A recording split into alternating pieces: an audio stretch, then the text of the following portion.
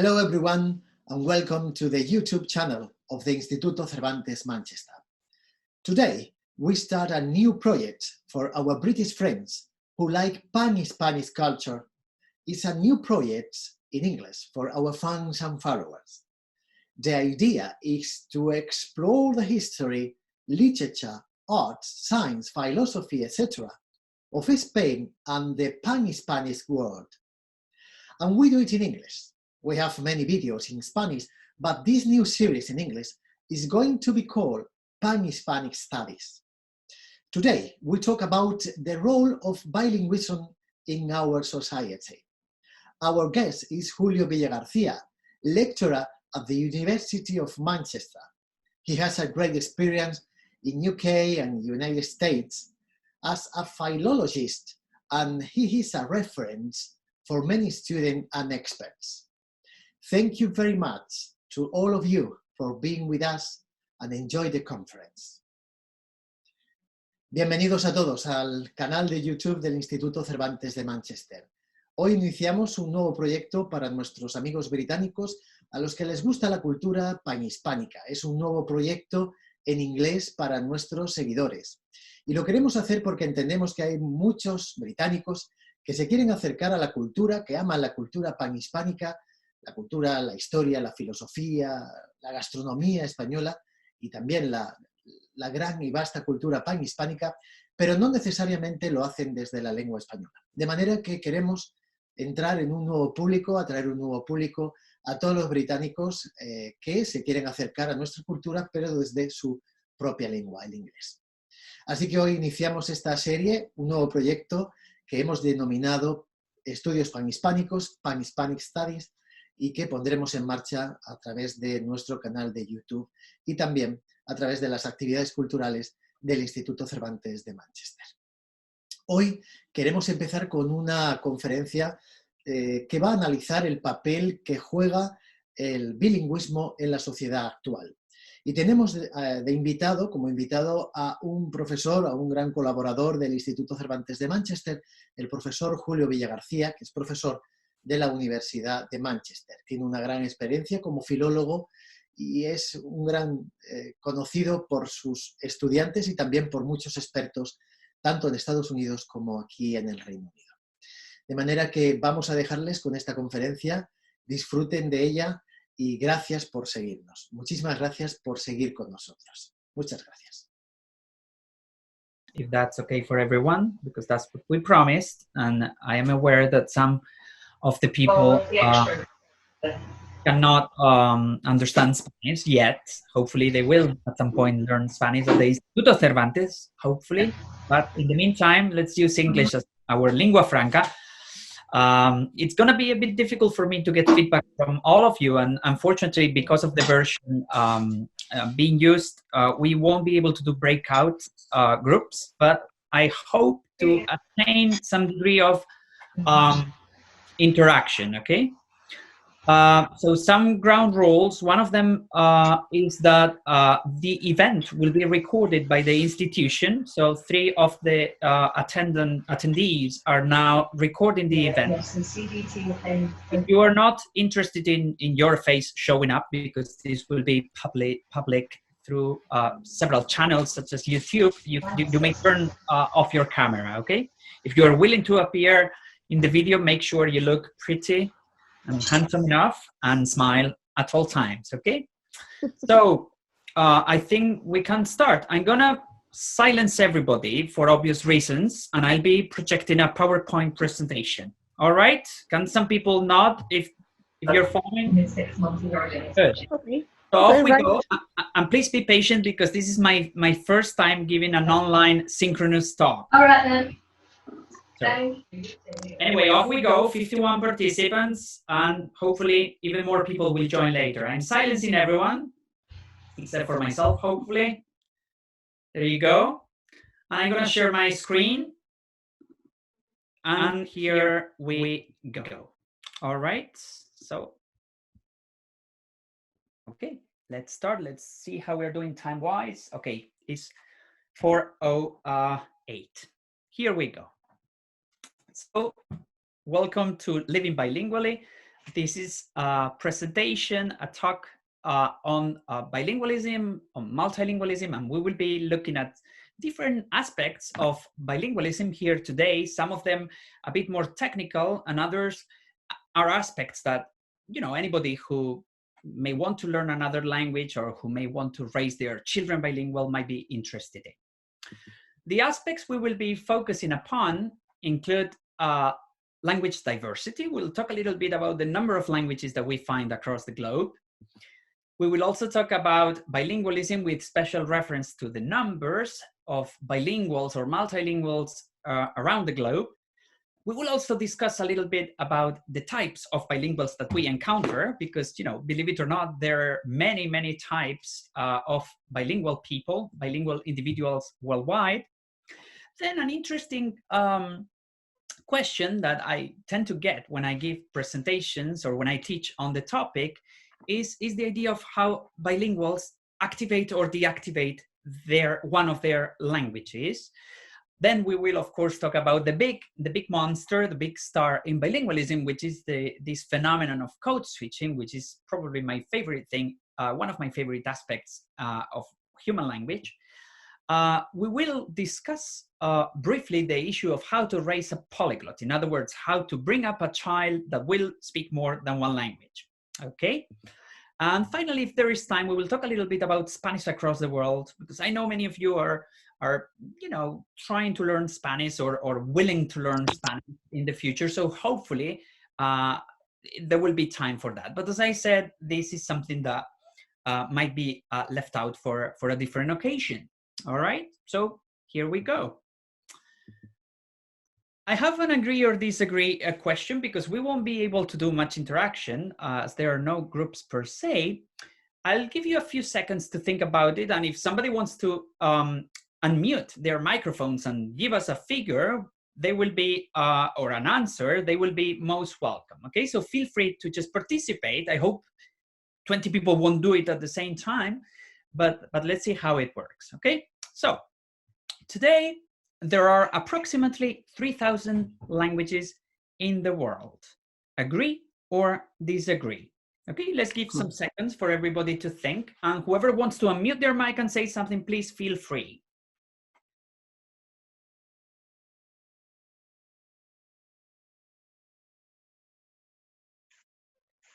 Anyone? Yes. George? Yes, that sounds right. It sounds right. Okay. Any dissenting views? Any other opinions? I disagree. I think there's more. Sorry? I think there are more. There are more? How many? Is it? I know this is a bit outdated, but maybe 6,000. I think that's the number I used to know. So twice the figure we have on the screen. Any other bets? One language. Sorry? Hi, sorry, it's Ilaria and Giacomo here. Hi. So I think it might be more than 3,000. However, I also think that it depends what we mean by language. That's a very good point. That's a very good point. Very, very valid objection. I agree. Well, according to the Ethnologue, which is one of the most, if you want, reputable institutions, at present, there are 7,117 languages, okay, spoken today. And this figure is in constant change. It may be more, it may be less tomorrow. There are several things here. One is the aspect Ilaria mentioned. This is extremely important. How do we define language? Do we include dialects, or more generally, varieties in this definition of language? That's one aspect, okay? And the answer here is not clear, because whether a variety, whether a linguistic variety is a language or a dialect, doesn't really depend on linguistic decisions, linguistic considerations, but rather relies on socio-political considerations. In other words, whether a language is considered official or not by a given government doesn't really have anything to do with the linguistics of that language, with the structure, with the sounds, with the vocabulary of that language. Okay, so we really don't know, because a language that is a dialect today may tomorrow be officially deemed to be a language. Therefore, it's not clear. The actual object of study is not totally clear for everyone. That's one aspect. The other one, and it's more of a negative note, has to do with the fact that many of the world's linguistic varieties or languages are actually in danger of extinction. What does this mean? Well, it basically means that people just abandon using them, they stop using them, they don't speak them anymore, they don't talk to their children in those languages, and ultimately nobody uses them. Therefore, the languages basically vanish from from the face of the earth. And ultimately, we talk about language death or language extinction. That's a sad note. That's why we as language experts or linguists should always promote linguistic diversity and encourage people to speak as many languages as they can, and to definitely try to promote and revitalize their own vernacular or mother tongues, okay? No matter how minimal they seem, how unimportant they may look compared to big languages like English, Russian, Mandarin, Chinese, Spanish, all languages are very important. There is a very important quotation, interesting quotation by a famous linguist at the Massachusetts Institute of Technology in America, okay, MIT, which is, letting a language die is like dropping a bomb in a museum, okay? Because of all the culture that dies as a result of letting a language die. Okay, but I don't want to get sad. Let's talk about more positive things and move on to the next question.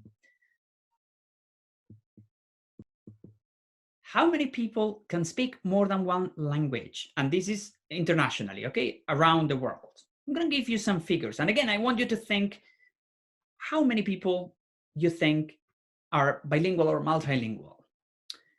Is it 1/3 of the world's population? Is it 2/3? Is it 1 million people all over the globe? Or is it half of the world's population? So think about it for a few seconds, and then if you want to just unmute your mic and say whatever you think, please go ahead.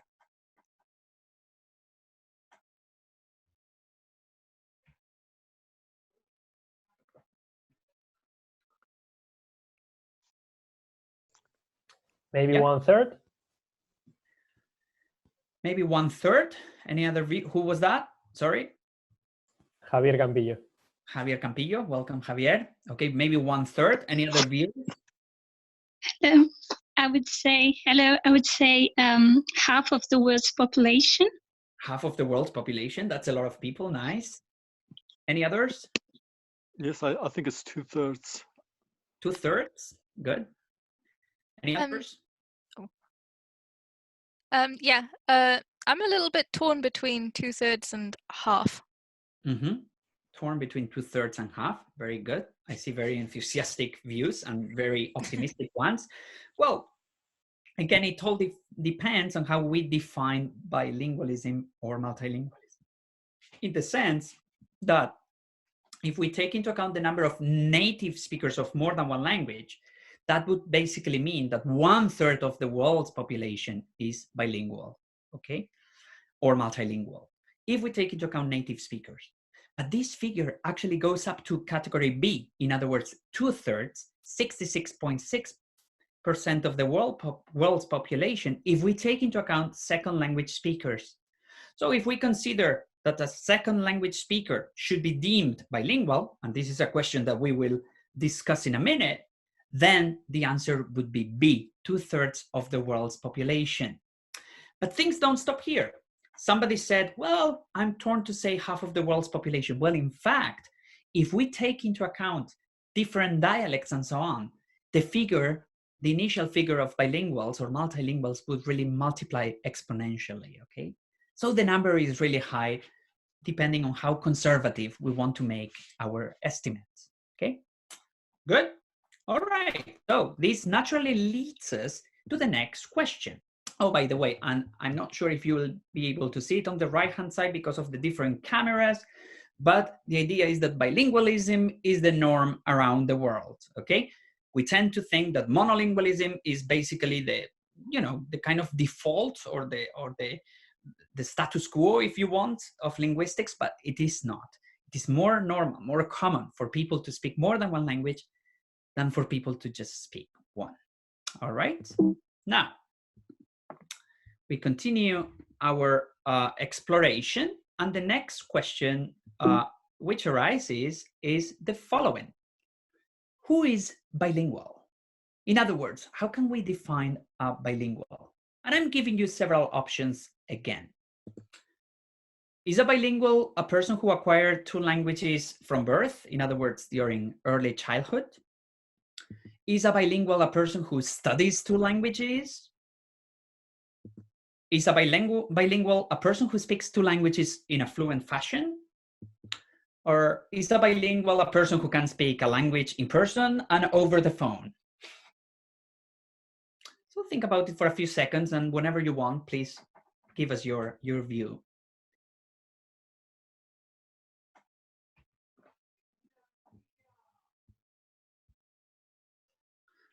I would think a person who speaks 2 languages fluently. So you would go for answer C, right? Yes. Good. Any other views? Answer A as well. A person who acquired 2 languages from birth, absolutely. Any others? Can it be all of them? It could be all of them, although D is a little bit weird, right? Yeah. Because the phone is not considered a language per se. So maybe A, B, and C. What about B? Isn't it an odd wording? Think about it. You speak your mother tongue, and then you say, oh, I studied 2 languages in addition, presumably, right? Because if you study it, it might not be your mother tongue. It might not be your native language. So it looks like B is weird. D is definitely kind of a joke. So it's more about A and C. Yeah, do you agree with that? Good. Well, it turns out that it all depends again on how you define bilingualism. In Europe in general, the standards to determine whether an individual should be considered to be bilingual are very high, okay? We are very strict. Oh no, if you did not learn the 2 languages from birth, you are not bilingual. Then you're a second language speaker. That's a different story altogether. Okay, so if you're very demanding, very conservative, you could say that bilinguals are only those that fall in category A.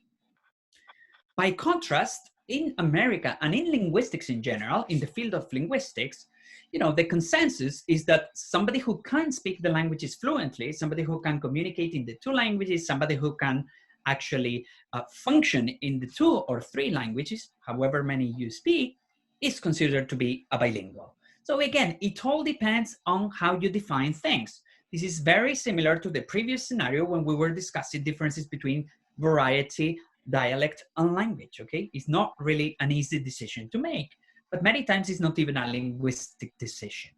In general, for linguists, okay, and this is some sort of conclusion for this question, a person who can speak 2 languages with fluency is deemed to be a bilingual, okay? Contrary to popular belief in general in Europe that it is only when you are an early native bilingual that you should be deemed to be fully bilingual, okay? Any questions here? I want to stop for a second and take stock because I don't want to do, unfortunately, it's difficult not to do all the talking, but any questions, any points, please feel free to raise them. Good? Should we move on? Can some people nod? I see some video. Yeah, okay, good. Okay, let's go on then. This is for you to see the different types of bilinguals that have been claimed to exist in the literature, okay? So this should give you an indication of how complex the issue is to define a bilingual and how many different types there are, okay? If you're interested, this is the work of Li Wei, okay, from 2007, and other places where this author has written. He's based in London. And you can see the huge number of bilinguals that exist, okay? So just to mention a couple, if you look here, you can talk about additive bilinguals. Those are people who actually have 2 languages and combine them in complementary and enriching ways. So one language basically feeds the other. Then you could talk about coordinate bilinguals, dominant bilinguals, okay? Balanced bilinguals, which is a typical, a very common term used in the literature, right? When people are fully bilingual in 2 languages is a sort of idealization, because nobody really believes that there are 2 perfect balanced proficiencies, if you want, in the 2 languages involved. Then you have early bilinguals, which we mentioned earlier, and so on and so forth. Okay, the list, as you see, is enormous. Is really, really big. But just for you to see that there are so many different types of bilinguals out there. Questions, comments? Taking a breather for a few seconds. All right. Food for thought, part 3. A bilingual is the sum of 2 monolinguals in 1. Would you say this is right or wrong? Do we have, you are monolingual in, say, English, and you are monolingual in, say, Spanish. You put those 2 individuals together and then you get a bilingual. Would you agree with that claim? Think about it for a few seconds.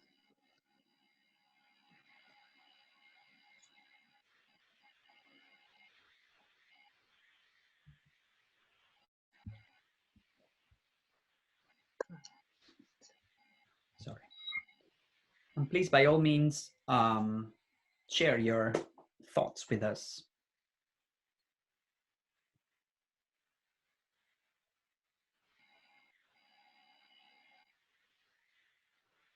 Any of the 63 people in the room? It's a big turnout. Thank you for that. Sorry. Hello. Oh. Go ahead. Okay. If it's kind of like, if it means, does it mean like speak 2 like languages exclusively? Because I know what I'm trying to say, it's just really hard to say. No, I think I know where you're coming from, but I'll let you talk. So if it's kind of like just you speak the 2 languages and it doesn't really overlap, if that makes sense. Yeah. I don't necessarily agree with that. Why not? This is really hard to explain. Generally in linguistics, that's the problem, how to explain it. You know, you may understand something when you start writing it or explaining it to someone else. You go like, oh my God, this is abstract. But I know you can do it. Just give us some concrete example if you want. So I guess like, I suppose a kind of example would be maybe things that can't really be translated into another language, if that kind of makes sense. So you kind of have that, you have that feel of something which you have to kind of, oh my gosh, I don't know how to explain this. I absolutely, I see where you're coming from. I think the point that you are trying to make is that you really cannot avoid overlap between the 2 languages, because many times when you think about a particular, say, experience that you know how to express very accurately using the term or the sentence in language X, you will have that influence in language Y. Inevitably. Yes, that is exactly what I'm trying to say. Good. So that's the point, right? It turns out that this idealization of 2 monolinguals merged, fused into 1 individual is really something that very, very few people believe in nowadays. Why is that? Well, because this influence or mutual contact is unavoidable and it's always present somehow. So people talk about talk more about the intersection set, okay? As you can see on the screen now, the idea is that you have the 2 languages and they inevitably influence each other. And it's actually that kind of hybrid, if you want, although, you know, the term hybrid tends to have negative connotations, but the idea is that you have this kind of mixture of the 2 languages overlapping to a certain extent. So when you are a bilingual, it turns out that you are not really 2 monolinguals in 1 person, but rather this is a kind of integrated whole that you cannot really split into separate parts, okay, if that makes sense. Let's make the discussion a bit more concrete for clarity, okay?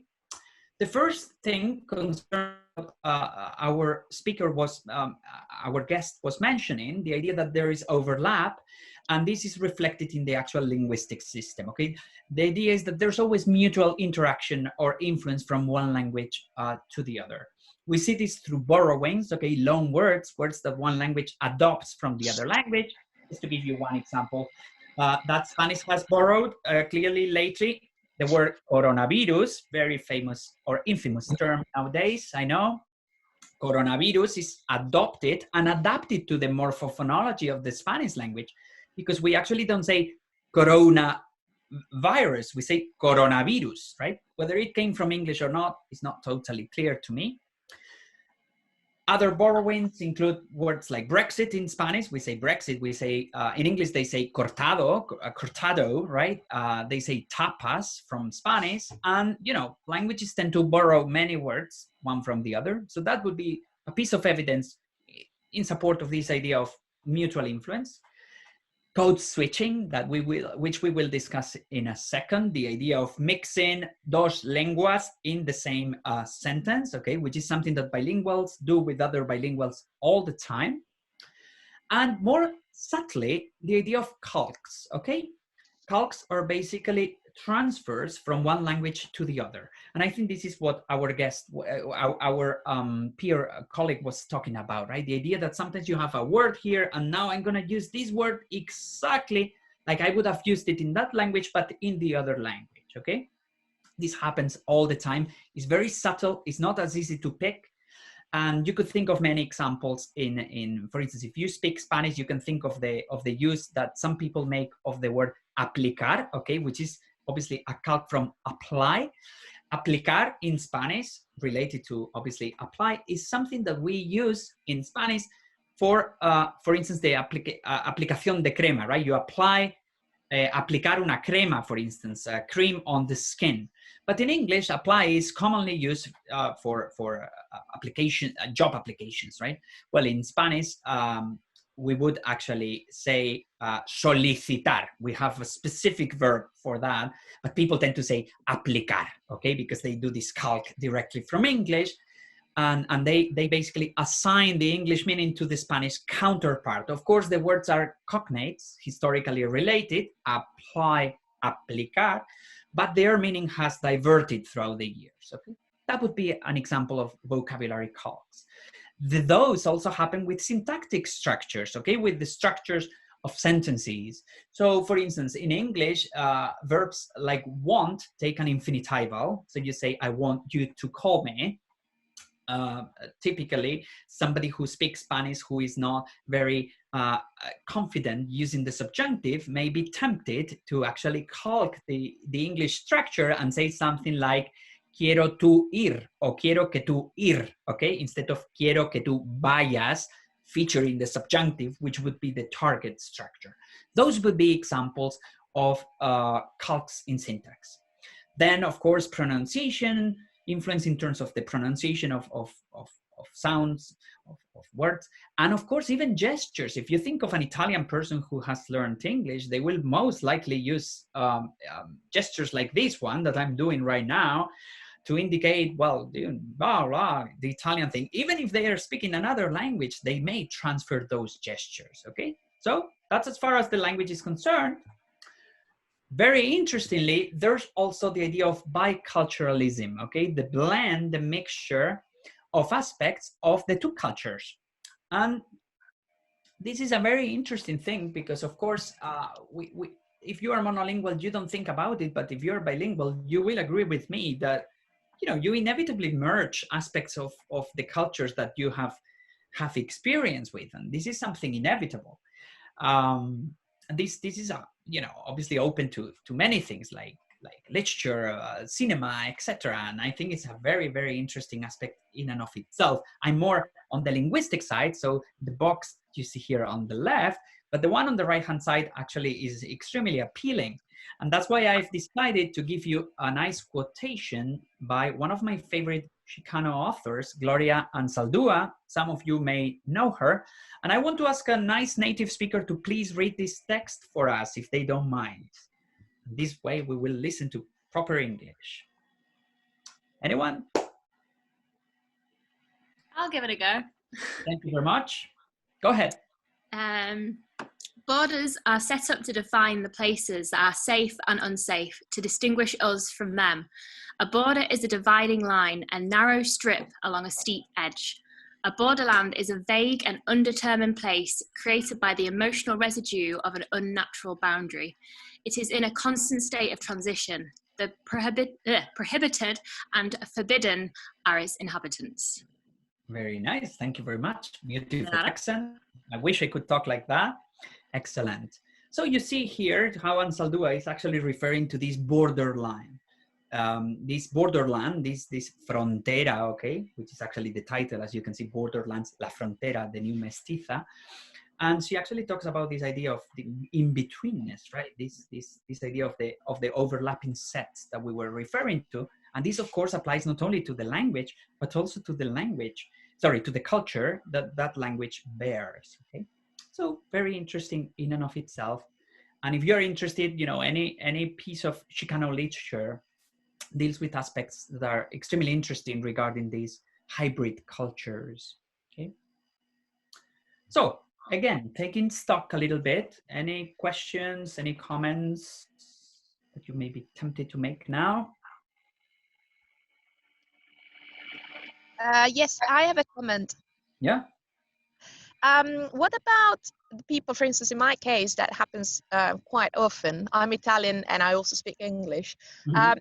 About when I speak to another person that I know is from a certain country, my brain usually chooses like immediately the language that I would like to use with that person. Mm-hmm. How does this fit within the question of bilingualism? Okay, I think we're getting ahead of ourselves. Very good point, but I think it will come up very, very soon to do with activation and how we kind of unconsciously activate one language versus the other. So bear with me. Otherwise, if we don't address that question in the next few slides, please, by all means, ask it again towards the end, okay? Okay, thank you. No problem. Actually, it's this one. When interacting with monolingual interlocutors, do bilinguals reduce the activation of the other language? I think it's not exactly your question, but I think it goes along those lines, okay? So let's think about it for a few seconds and see what we think and what our experiences are.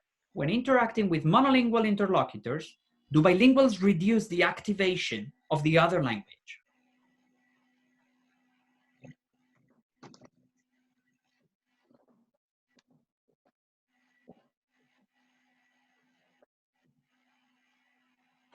So, please, anyone?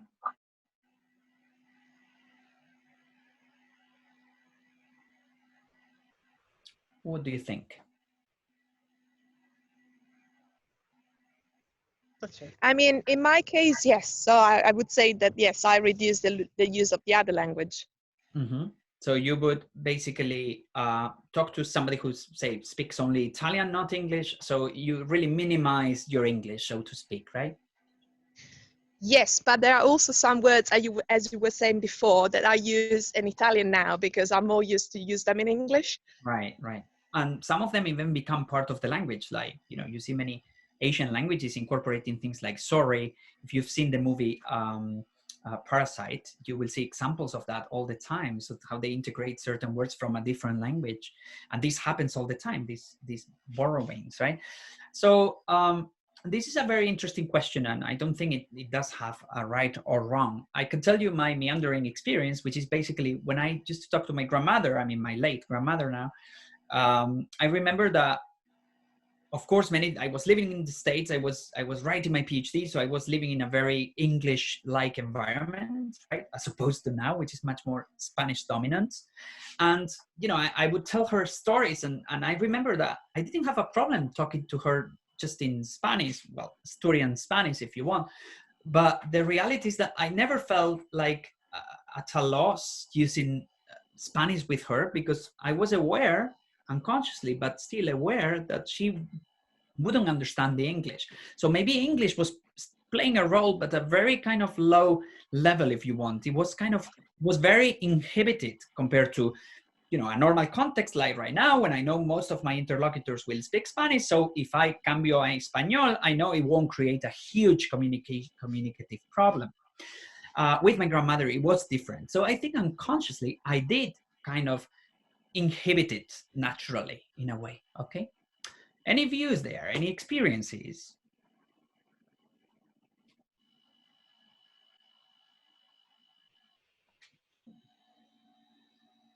I would say that I've had a similar experience in terms of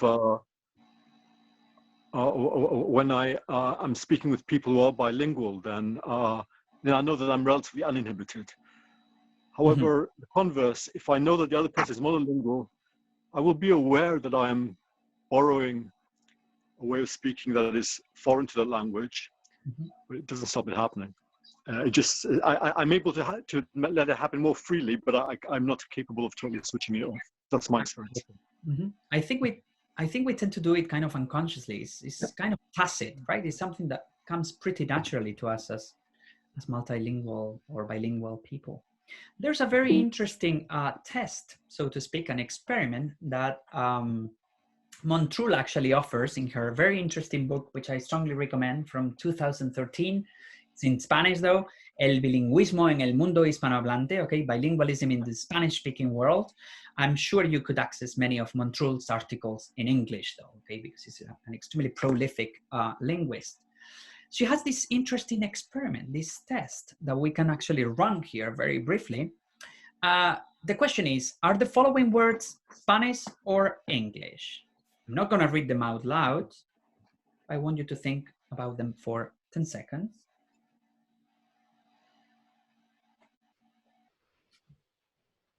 Anyone, just one quick answer. What would you say, Spanish or English? Both. Both? Is that what I heard? Yeah. You would say both? Would anybody the first and the second one are both. And the third is third. Yes, the three of them. Okay, the three of them look like both. Okay, but what would you be tempted to say? What would you say they are, English or Spanish at first sight? English. Okay, English. Very good. You all agree, right? At first sight, they come across as English words. Good. Now, ¿y estas son palabras inglesas o españolas? For those of you who don't speak English, Spanish, and these, are they English or Spanish words? Again, both, but they sound Spanish. They sound Spanish, but both. That's, I think, the answer most of us would give in this context. Why is that? What do you think might be going on here? Does anybody have any ideas of what might be going on here in terms of inhibition? Yeah, please go ahead. I think because there is an influence of the question. So because we're reading the question in a certain language, that influences the way in which we look at the words. Exactly. Exactly. So if the question is posed in English and then you see the words, immediately your brain will give them some sort of English interpretation and English pronunciation, etc., etc., right? Pie, circular, red. But then if the question had been asked in Spanish, son estas palabras inglesas o españolas, you could say pie, circular, red, and immediately your Spanish would continue. In other words, you wouldn't inhibit your Spanish, you would keep it active, so to speak. Right? So this tells you a little bit about this activation, deactivation process that we as bilinguals or as multilingual individuals inevitably go through in a very, very natural and unconscious way. Okay? It's food for thought, but very interesting stuff. As I said, I strongly encourage you to read the work of Silvina Montrul and many others on bilingualism, because there are so many interesting things, such as this one. Okay? Good. Next. Still strong? Yeah, let me see how many people. Very good. Okay, 76 people. This is a lot. Good. Agree or disagree? Code switching, also known as code mixing, only occurs in some bilingual societies. 30 seconds, and please share your thoughts.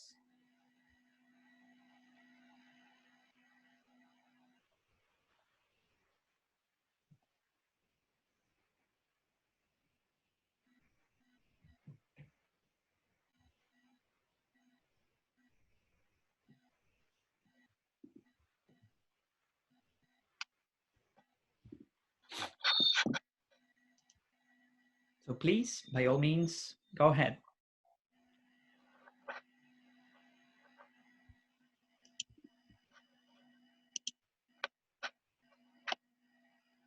Does code switching only occur in some bilingual societies, not in all?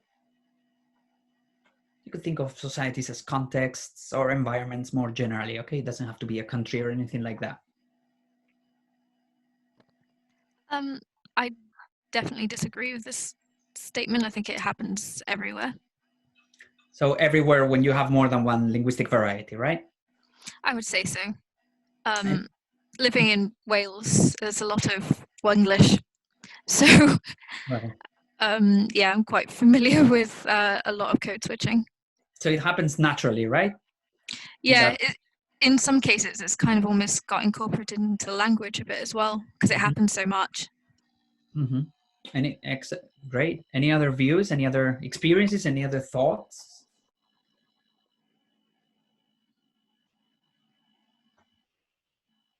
Would you say there are societies where they have more than one language where they don't mix at all? No? Well, it turns out that whenever two languages establish a contact situation, as far as we can tell, there's always mutual influence, and speakers in general do code switch. Let me give you just some examples of code switching. My familiar Asturian-Spanish relationship, of course, this is from an upcoming article for high school teachers in Spain. Me encantó pasar 2 días en Madrid. Prestóme por la vida. Okay, so the first part, the first sentence is rendered in Spanish and the second one in Asturian. Of course, speakers will understand both. You see the translation there. I really enjoyed my time in Madrid. I truly loved it. Okay, you use the mixture. That's Spanish Asturian. Of course, we have English Spanish. Examples abound. The one I'm giving you here is very current. I love staying at home durante el confinamiento actual en Gran Bretaña. Okay, I don't know who would say that, but it's a perfect sentence in Spanish-English bilingualism. Similarly, we could provide Catalan-Spanish examples, such as dice que hay un tío que va al médico y diu. Okay, so the second part of the conjoined sentence is rendered in Italian. It looks like a joke, right? The typical beginning of a joke. And the languages don't even have to be physically close or geographically close, or even typologically. We find Russian English examples, just this one that I'm giving you on the screen. If we have any Russian speakers and they want to read it out loud, please, by all means, unmute your mics. Not sure if anybody speaks Russian in the room. No? Okay, next time we will have to appeal to Russian people, okay, Russian speakers. But there you have an example with these borrowings in English, okay? And, you know, there are examples between English and Mandarin, Chinese, and any language that you could think of, even between English and, for instance, British or American Sign Language, okay? So children of parents who are hearing impaired, they acquire a sign language, but they also acquire the spoken language of the community. Let's say you are in Philadelphia, United States, your parents speak American Sign Language. You're a hearing child, you will hear English, you will acquire sign language, and you will also do code switching between those. And you can even in that case speak them or sign and speak at the same time, okay? Really, really asynchronously. Very interesting stuff here. So in general, the conclusion of this part is that in general, whenever two languages coexist in the same space for a given period of time, there will be mutual influence, and crucially code switching will be one of those notable features of this interaction, if you want, between the languages. Okay. Questions, comments, clarifications? 3 seconds. All right, so we go on. Agree or, oh, was anybody talking? Okay, so if you have a question, you can probably ask it towards the end. Code switching does not occur in bilingual children's spontaneous speech. We just made it clear, we just agreed that in general, bilinguals use code switching. But what about children? Do children who acquire two languages from early on use code switching? What would you think? What would you say? Maybe we have some examples. Go ahead, please. My nephew is half French, half English. And when he visited last year, he was speaking to his father, who is English, in franglais, basically. And I was fascinated that he knew what the little child knew what he wanted to say, but it came out half and half. So I think it definitely, probably more than anything, does occur as children's brains grow and develop with both languages on the go. I think that they probably do have more of a tendency to flip between each language as they're speaking. So yeah, absolutely fascinating. I agree. And we have some examples here on the screen for those of you who prefer things in writing. These examples are from some relatively recent research between me and collaborators. This 2-year-old child in the States uttered the sentence, "Aquí hay bunnies." Okay, there are rabbits here, there are bunnies here. And the second one, almost 3 years old, said, mi corazón se llama cold heart. Okay, my heart is named, my heart is named cold heart. Okay, so it's kind of repeating, but in the other language. And my favorite one is this one, which actually mixes 3 languages in one sentence. A 3-year-old bilingual child actually who attends the Instituto Cervantes in Manchester produced this very nice sentence, "Dobbiamo comer now." Okay, so the child knew that their interlocutor spoke Italian, spoke Spanish, and spoke English, so why not use 3 words in the sentence? Notice that the most interesting bit about this sentence is that, in fact, the sentence is still grammatically correct. Dobbiamo comer now is a fine sentence in Italian or Spanish, and in fact, the adverb now is properly placed. Bilinguals or trilinguals would deem this sentence correct, fine, natural. So yeah, children do use code switching in a very natural way. They are not constrained by prejudice or views that tell you, well, you know, if you mix languages, it's because you don't have a good command of any of the languages that you speak. But in reality, children are completely uninhibited. They just use it naturally. They are bilingual. They are bicultural. Why not use it? Okay. Next, bilingualism can be achieved, can be attained even without formal education. In other words, without attending a special school for bilinguals, or without going to language classes, or without having literacy in the language. Agree or disagree? Agree. Why? My granny is Italian, and she obviously spoke Italian as being, you know, her first language, and then moved across to Ireland when she was 15 and had no formal education in English, and it was very much environmental. Like, she just learned what words meant, you know, very slowly, but you know, it still sank in, and now she speaks, you know, obviously fluent English at 85. You think by now she would, but yeah, she didn't go to school and do a GCSE in English. She just was in the environment. So definitely, you know, you can absorb a language without being formally taught or doing any exams. See, which points to the conclusion that it's extremely natural, and of course it matches in much the same way as, say, a tribe that has no orthography or writing can speak their language fluently and fine. Of course, you could do it with 2 languages as well, right? In this sense, and I like your use of the word, it's all environmental, okay? How they kind of absorb it from the environment. I really like that metaphorical use to it, that metaphor to kind of describe this process. There's a very nice clip, which I'm gonna play in a second, which actually summarizes that intuition pretty well. It's from the Pet Shop Boys. You may have seen it before.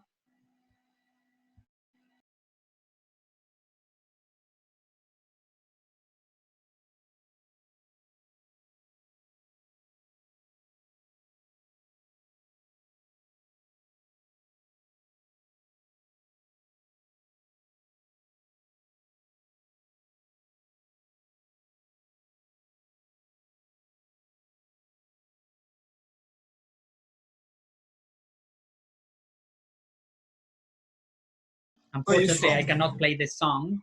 I wish we could have a party as well. That would be nice. But the important message there is I'm a bilingual illiterate. I can't read in 2 languages, right? So definitely you do not need schooling. Schooling is obviously important for literacy, you know, to get a good job and so on and so forth. And of course, if you want to become a writer in 2 languages, you will need some sort of education, but you can certainly be multilingual, speak the languages just because you learn them kind of environmentally, okay, to borrow your term again. Children can acquire a second language during childhood by just watching TV. Okay, this is a claim, or rather a question that people tend to ask repeatedly. Can children acquire a second language by just watching TV? I would tend to agree with that. Agree or disagree? Sorry. Agree. Why? Well, certainly programs like Sesame Street have taught lots of children English, so it must work the other way around. It's an interesting one, exactly. It must work the other way around. It looks like it may help, certainly, right? But the question is, can you just say, okay, I want my child to learn Mandarin Chinese, you know, I'm gonna just play Chinese TV all the time. I won't talk to the child in Chinese. The child won't attend any Chinese school or anything of the sort. Just watch TV a couple of hours a day and let's see what happens. Would you say that will be successful? I think they would pick up some language, but I don't think they'd be fluent. Exactly. They may pick up some language. It may help with definitely gestures, with the sounds of the language. If the children are very young and they are ready to acquire language from the environment, perhaps this will help. But it's not clear. Experts tend to think that in this particular context, what happens is that children simply don't find that language useful. They don't see it as a communicative tool. They don't find that they have interlocutors. So they simply hear sounds and they may not even give them any importance or attention because for them, you know, it's not something that will allow them to communicate, okay? Views may differ here, but it seems that just by watching TV, you won't be learning a language.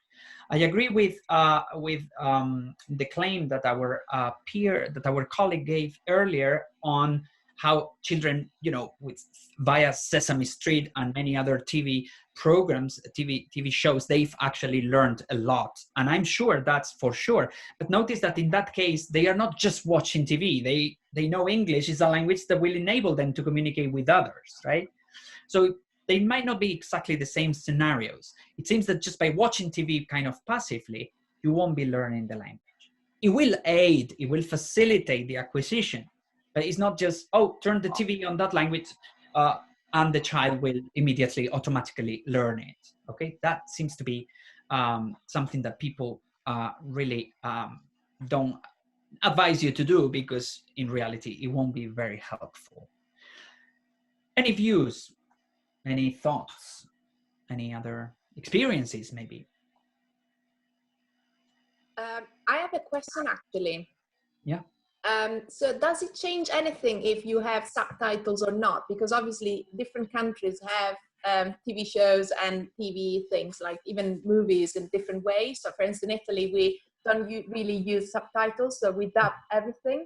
So does this change anything in terms of the acquiring of the language? I'm not sure about children because obviously we're thinking about very young children who may not even be able to read and they have very short attention span. So they might not be even reading the subtitles. They are watching the cartoon, Sesame Street, Peppa Pig, etc. So it might not be the most, for children, it might not even be relevant. For older children and definitely for adults, I think that clearly plays a role.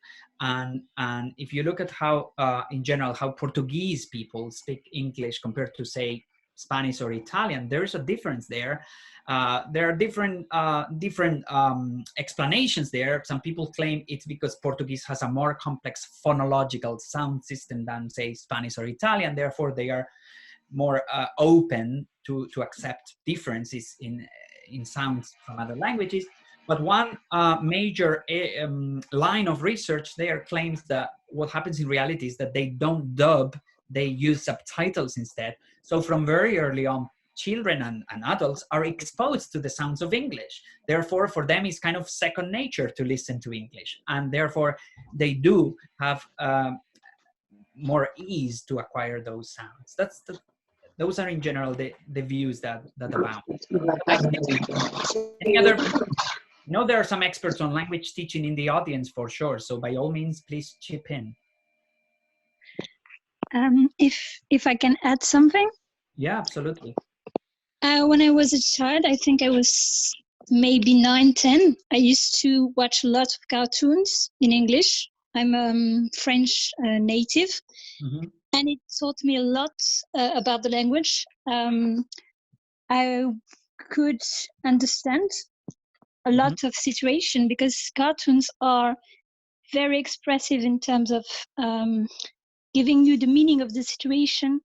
Absolutely. While you're hearing the words, which is not the case with most of the TV shows or things. Yeah, so I would say you understand, but you're unable to form a sentence or you're unable to speak. And it's a whole different thing for the brain. Passive, yeah. Mm-hmm. But it definitely helps. It definitely helps rather than, I mean, we're not saying that, of course, the claim is never that this is detrimental, but you cannot rely just on the TV. That's basically the definitely way of saying it in a fair way. But I absolutely agree with you that this may actually help. And cartoons are, of course, very pedagogical and they are very visual because the characters there obviously make gestures that are conducive to meaning, etc. So in that sense, they do facilitate things. And I think definitely cartoons are crucial. TV is crucial in that sense. So yeah, very good point. Yeah, good. All right, so in the interest of time, we are almost about to finish, okay? And there will be opportunities for discussion and so on. But I want you to tell me which of the following factors is not, okay, notice the negative in the question, is not crucial for bilingual child language acquisition. Remember that the focus is still on children, okay? We're not really talking about adults at present. Is the age of acquisition crucial? Is the quantity of the input of the language samples that the child receives crucial? Is the quality of that input crucial? Is the type of language that the child is being exposed to or is acquiring crucial? Or is the parent's attitude towards bilingualism that is crucial? In other words, the question is which one of those, A, B, C, D, or E, is not a crucial factor, okay?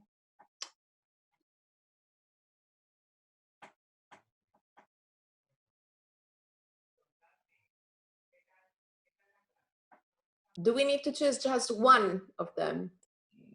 For not I mean, you can definitely say, okay, this one is the most important, but I will elaborate by saying there are others that are not important either. Go ahead.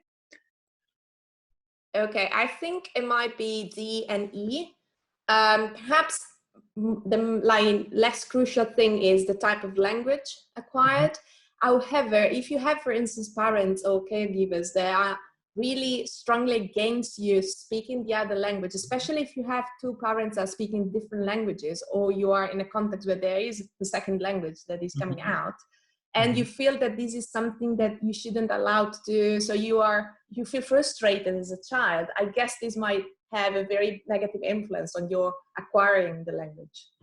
Absolutely, I agree. If your parents tell you, oh, don't speak that language, that's useless, it won't take you any places. Learn Russian, learn English, learn Chinese, because those will make you rich, forget your vernacular. You know, obviously that won't help, right? So the parents' attitudes seem to be important to a certain extent, caregivers for that matter. But yeah, the type of language seems to be the least important one, right? Well, whether it's Chinese or whether it's Spanish or whether it's a sign language, that really doesn't really, it doesn't really make a difference for children. Children don't know if they are speaking Russian, Italian, Chinese.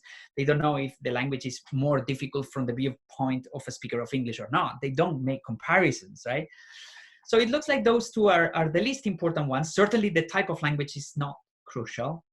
What about the age of acquisition, the quantity of the input and the quality of the input? What would you say? Are those crucial?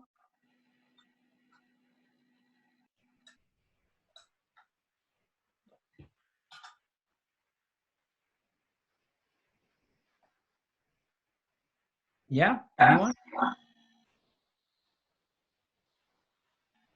Sorry, I think I lost you. Somebody was saying something.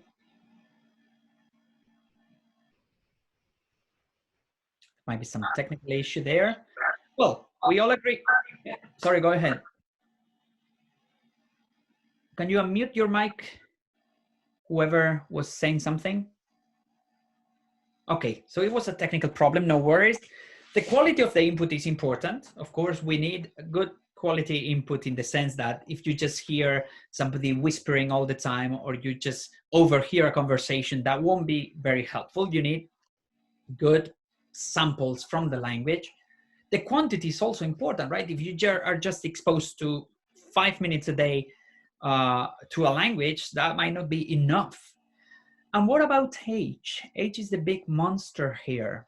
Why is that? Well, because the younger you are, the better for language acquisition. And this is something that very few people can question at this point. Very few people actually call this into question. We know that the younger your child is, the better it will be for language acquisition. There is a study actually from the late 1980s by Johnson and Newport, giving you a very clear negative correlation between the age at which people start learning a language and the attained proficiency, okay? This graph is nothing to do with coronavirus, okay? I know you've been seeing many graphs lately these days, but this one has nothing to do with infections or with comparisons, etc. It's about proficiency. So you see here that the native kids, okay, the ones that were super young, attained a much higher proficiency when they were adults compared to those who arrived in the new country when they were older. So if you were, say, the ages of 17 and 39, your proficiency levels were much lower than those of children who arrived, say, at age 3 or 7, okay? So the negative correlation is very clear. And this confirms that the younger you are for language acquisition, the better. Of course, if you think of literacy, knowledge of grammar, metalinguistic knowledge and so on, then the older you are, this might be easier. But for actual language competence as a native speaker, in terms of pronunciation, etc., the younger you are, the better. Questions or comments there? Good. All right. So almost the last one. Some ways of raising a child bilingual. This is a question we repeatedly get, and I think it's good to address it explicitly. Well, the best thing is to have a bilingual household, and I know many of you, of the people who have made contributions today, have already told us that this is actually the case, your grandmothers, etc. There's an approach called the one person or one parent, one language approach. Basically, this is an idealization. You have a household where one parent speaks language X, the other parent speaks language Y.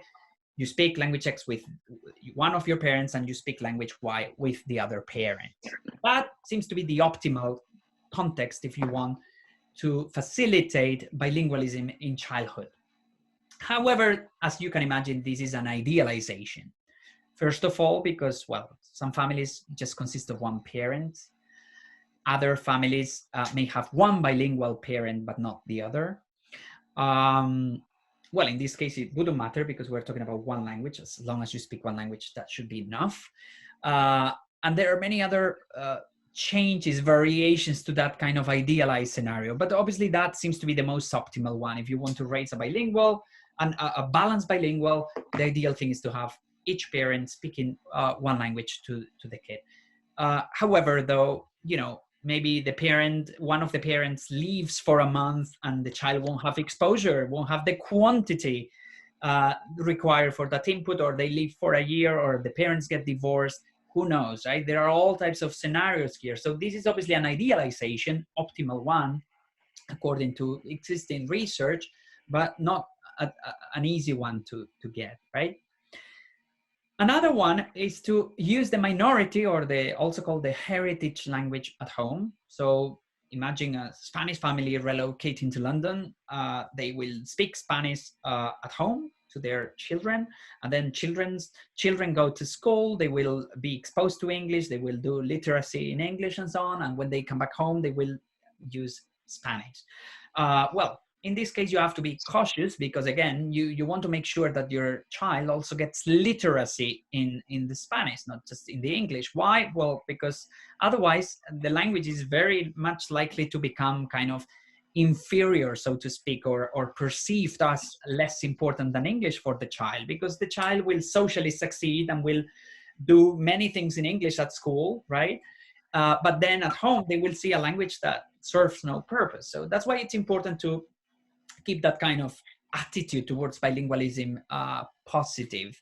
Unfortunately, in the history of, in the recent history, you know, with migrations to the United States, many families stopped speaking their minority or heritage languages to their kids. And many people in the United States who could today be bilingual and who claim to be, who are of Polish, Italian, French descent, they just have a foreign last name, right? A surname. They don't really speak the language. Why? Because many times the parents thought that speaking that language at home would actually have a detrimental effect on the child's acquisition of English. And this is a big mistake. I'm sure I'm preaching to the choir here. You're all convinced, but in general, you know, it's bad if we tend to think that one language will do harm to the other language. And I think this is our social responsibility to sense, okay, our contribution to social responsibility. We really need to promote, you know, diversity in language and you know, tell our kids and people that all languages are important, that it's fine to have two languages. They can coexist. You can do this additive bilingualism according to which the languages enrich each other. Relocating to a new country, of course, the whole family, language immersion programs, bilingual education, that's not my expertise, and I would open a huge can of worms if I start discussing different types of bilingual programs. Those of you who are interested, Montreal's book from 2013 discusses them at length. It's a very interesting discussion there. And of course, you can find numerous tools online. And of course, finally, language classes are also important, because, you know, we have the example here. The event is being held by the Instituto Cervantes, which is a very good place to learn Spanish. It's the official cultural and linguistic institution of the Spanish state. Okay. And one last one before we adjourn. Is there a limit to the number of languages that a child may acquire? What do you think?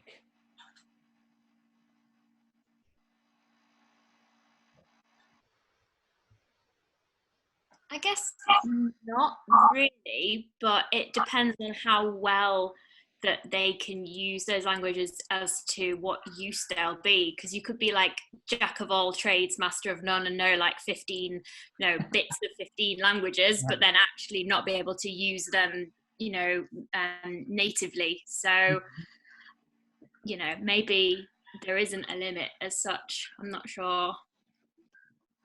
Any other views? Any other thoughts there? I don't think so. I have an experience. I was in Germany on my holidays with my friends, and I was seeing there a couple, a family, who he was Spanish guy, she was a Chinese woman, and they spoke between each other in English, but they spoke to their kid in their own language. And they were living in Germany, so they would speak German, English, Spanish, and Chinese. That's a very lucky child, huh? Yeah. Incredible. Oh, jealous. We don't really know if there's a limit, because this is extremely difficult to test experimentally, as you can imagine, right? You cannot expose that child in a laboratory to 100 languages and, drive them crazy. So it's extremely difficult to test. But there are cases, very extraordinary cases, of children who speak 20 languages, and you go like, oh my God, how can they do it? If you think about it, there's a limitation in terms of the actual time that a human being has, right? Children have to sleep, children have to have a bath, children have to eat, children have to play. So it's not that you're going to be able to have 100 people at home and, okay, now you talk to him for an hour, now you talk for another hour. This is difficult. It's not a feasible plan, right? So we don't really know if there is a limit as far as the brain, as far as the grammar is concerned, but it's definitely a very interesting question. What we know for sure is that children are naturally equipped for this task. In other words, for a child to speak 1, 2, 3, 4 languages is basically the most natural thing. As long as they have the right, good quality, good quantity as well, right, input from very early on, the child will acquire the language. Just watching TV or listening to a person for 5 minutes might not help, might not be decisive, but you know, in principle, there is really no limit. So children can become multilinguals. You can raise a polyglot, it's not out of the question. Good. Any views on that? Any more thoughts on that? I have a question actually. Yeah. Mm-hmm. When I was in Italy, they were saying that if a child was raised in a bilingual family, then it will take more time for him or her to speak. Is that true? There are some claims in the literature of slight delays because at some point the child may be a bit confused, but this is always something extremely temporary. It's very interim. Okay, it's transient. It's not something that will last forever.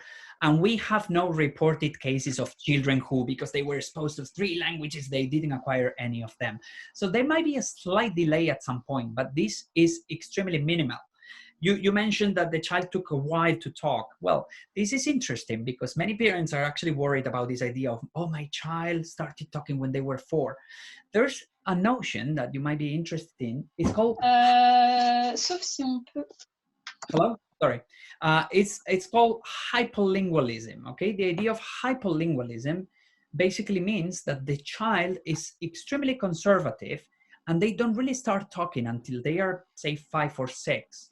This actually tends to correlate with high levels of intelligence. The child won't say a word, the parents start worrying, they take him to the doctors, they are not sure if the child has an impediment of some sort that prevents them from speaking, but suddenly the child speaks fluently and adult-like, okay? A good example of this was Albert Einstein, actually, a hyperlingual child who suddenly started speaking without practice, without making mistakes. Einstein just started talking. So, you know, I don't think we should worry because the bilingual child may exhibit a certain delay in some aspects or because they mix, because these are natural things. And ultimately, the child will converge on the grammars of the languages and will become a fluent bilingual. Of course, given the conditions mentioned earlier about quality of input, quantity of input, age. Well, if he becomes an Einstein, I will be very, very happy. I'm sure they will, yeah. Excellent. Any other comments or questions at this point? No? Well, if not, this is basically the end of the presentation per se. So thank you very much. It was my first synchronous presentation, so I think it's worked well, and thank you for your participation. Very nice. And well, before we adjourn, because I was educated in the United States for a few years, let me do some self-promotion. You may come across this TEDx talk, which I had the honor of giving a year ago. If you aren't tired of listening to me and you are interested in the topic, you may want to view it later on.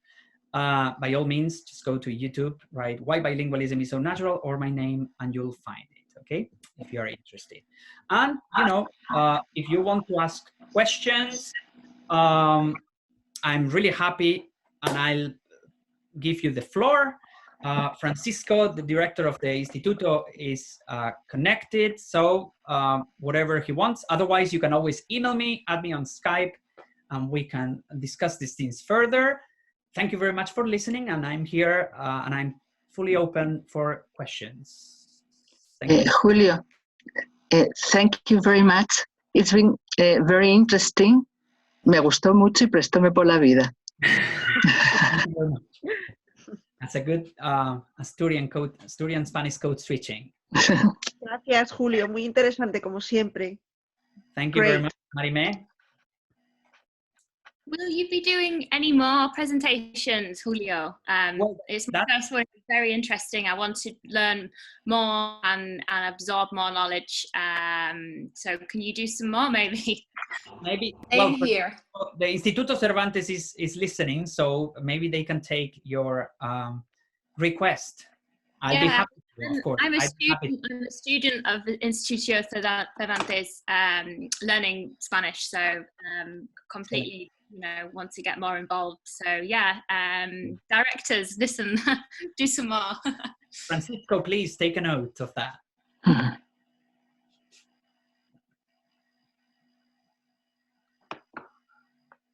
Yeah, any more comments, questions?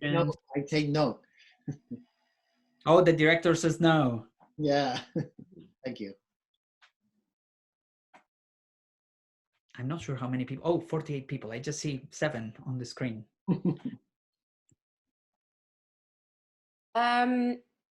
Julio, sorry, I have actually a question. I'm sorry that it's a very late question because we already touched upon that code switching. Mm-hmm. So my question is, we were talking about code switching and you were providing us last example where there were 3 languages together, right? Yeah, exactly. So my question is, because sometimes to me it happens because I'm learning Spanish now and I'm native Italian and I'm also speaking English. So sometimes it happens to me that when I'm trying to learn a new language, actually the language that comes out is not Italian to help me, but is English. So I do this code switching quite often. And especially this was happening when I was doing French. I don't know why, more than Spanish. So is there something that you can tell us about that? Well, there are, I think, let me recap to make sure that I've understood what you're saying. So your native language is Italian, right?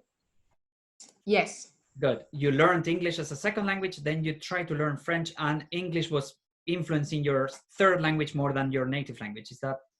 Yes. So when I was trying to speak French, was actually coming out the English one. Yeah, that happened to me when I tried to learn German. I realized how much English I knew when I tried to learn German, and I said, "Well, oh my God, I can't speak English, and they understand me. What's the point in learning German?" Which is a terrible attitude, of course, but you get so frustrated. Well, there are studies, and I could direct you, not right now, but off the top of my head, but there is definitely a line of research in linguistics that has gained strength over the last decade, if you want, about third language acquisition or XN language acquisition, right? 4th, 5th. And this is interesting because, there are many studies trying to see whether the influence comes more from the mother tongue, from the second language, and whether that the degree of influence from one language to the other depends on the type of language. So for instance, obviously French and Italian are similar, okay? Yes. Much more than if you were learning, say, Russian, any Slavic language, for instance, or any African language, let alone those. And therefore the question is, well, is there an influence there? I mean, does the type of language matter? Because if the languages are too similar, sometimes the influence is stronger, right? Italian, Spanish, that's a difficult case because sometimes you feel like, or Portuguese, right? You feel like you're speaking the same language with some variation. This is what they were originally, right? These all derived from Vulgar Latin. So obviously that's what we spoke, what our ancestors spoke. So there's that question there. But yeah, if your second language is very active, the tendency is for it to have a strong influence upon your target third language in this case. Okay, thank you. But there's a whole literature there, and people are studying the question as we speak. So it's a very current question.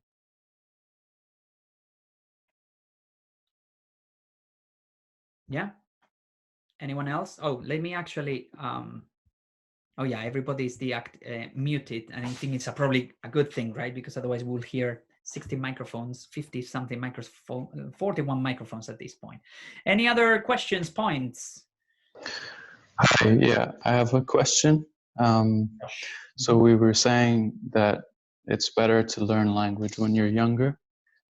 So hypothetically, if you grew up, for example, in China until you were, I don't know, 8 years old, and then move away, and then don't speak it for a long period of time, say 10 years, would it be possible then to regain like a native level of that language? It's a very good question, and not an easy one, because it's going to vary a lot. If you leave the country at age 8 and you're no longer exposed to the language, most likely there will be some sort of, the technical term here is language attrition. So basically you will forget some of that language. Why? Because, well, you were 8 when you used it. And again, you don't see it, it's not giving you a communicative advantage. It's not make progress in the new society, in the new world where you have relocated. Then if 10 years down the road, you decide to, oh, I'm going to study this language again, most likely it will be much easier for you to revive that knowledge. But it may well be the case that much of what you knew is kind of gone, is kind of forgotten. So, 8 might be a crucial age there. But if you don't practice it and use it anymore, it might be that it becomes very emblematic. The knowledge becomes extremely passive, kind of deep down back in the back of your head. Therefore, it is really not active. It's not something that is going to come back easily. Definitely it will likely be easier than for somebody who never had exposure to Chinese, but it's not guaranteed. Okay, yeah, thanks. That's the answer, I think. But again, these things are very difficult to test because, you would really need to do it experimentally, and each person varies. If the person is very talented at languages, it might be much easier for them to actually regain, if you want, knowledge of that forgotten or left language. Yeah, thanks. Can I ask a question? Absolutely. Can I ask a question? Franklin, yeah, absolutely. Go ahead. Yeah, we haven't talked about sound. Language is usually a kind of musical thing. Once you know the right sounds, it's much easier to speak the language. At the moment, we're talking about words and verbs and grammar, etc. Very important, but I think more important is the sound. And so listening to people is absolutely crucial. And when I went for my Spanish lessons in Bolivia and afterwards in Leeds, the word escuchar was the principal word, absolutely essential. Absolutely. And it all starts with that, right? Children get language activation when they are very young through sound. So absolutely, listening is the most important thing. Well, there is a reason why I haven't talked about sounds much. It's basically because that's not my area of expertise. As you can probably tell, I'm a grammarian, I'm a syntactician. So obviously it's difficult for me to really get into details about sounds, but I would absolutely agree with you that sounds trigger it all. It's really crucial. And definitely people who have a talent for music, again, this is being studied as we speak. People who do have a talent for language or who develop musical skills from early on seem to have an advantage at learning a second language. And definitely as far as sounds are concerned, this is really the case. I have friends who are musicians. You will say a sentence in English. They won't even understand it, but they will produce every single sound immaculately, which is something that has always shocked me because they really have a good ear, Many other people like myself, it's extremely difficult, and I had to practice the whole drill with English sounds over and over again to make it sound target-like, and yet you see the outcome here. But some people do have this natural knack, for sounds, and absolutely, it all starts with sounds. That's out of the question. Yes, for sure. Thank you very much. Thank you.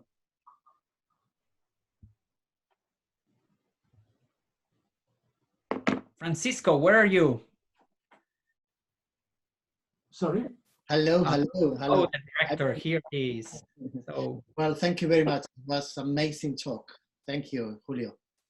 Thank you, everyone. It's been my pleasure. And it's great to use Zoom. I think it's been, at least as far as I'm concerned, very nice and interesting discussion. So thank you for this opportunity. Lovely to meet you all. To come here when you want. It's your home, Thank you very much. Thank you. And thank you, all of you, okay? To stay here with us. Thank you. Thank you very much. Next time. Bye. See ya. Muchas gracias. Muchas gracias. Gracias, Julio. Gracias. Thank you. Gracias. Gracias. Hasta luego. Muchas gracias. Estupendo. Bye. Muchas gracias. Thank you for all Hasta la the próxima. Gracias. Gracias. Muchas gracias.